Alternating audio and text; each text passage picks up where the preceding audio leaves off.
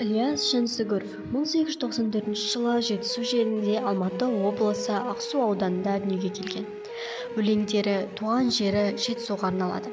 Жер тапқан жерге жетер Жетісу, домбырасы сән қайда өлеңі бар.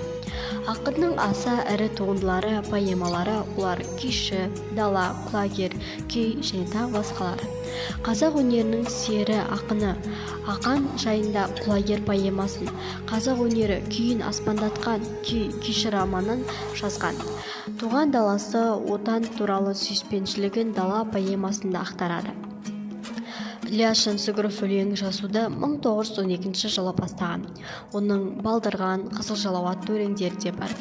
1957 жылы ұлттық кітапханада кітаптарда болды. Жансүгіровтің баспа бетін көрген алғашқы туындылары Сарыарқаға тілек деген өлеңдері.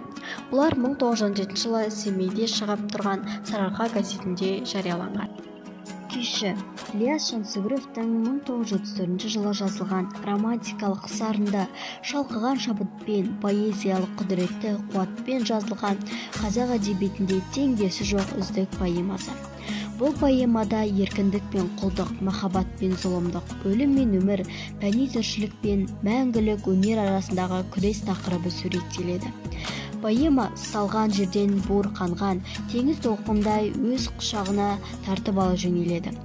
Туындыда арқа төсінен бастап Алатауға беттеген Кене ханның ордасы көрініс табады.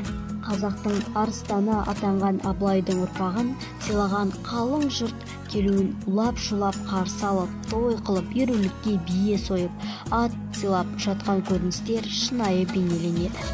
Сонымен қатар ханның ордасына сары үйсін руынан шыққан күйші жігіттің 99 зарлы ащы тәтті күйлерімен бай мен бек, би мен датқа хан ордасына қуаныш пен шаттық, рахат пен ләззат сыйлап отырғаны, осындай естіген жанды тылсымдай баурайтын киелі өнер иесі күйшіге хан кеменің қарындасы Қарашаштың көзі түсуі. Қарашаш пен күйші арасындағы терең психологиялық тартысы мен адам сезімдерінің алапат шарпысуы сипатталады.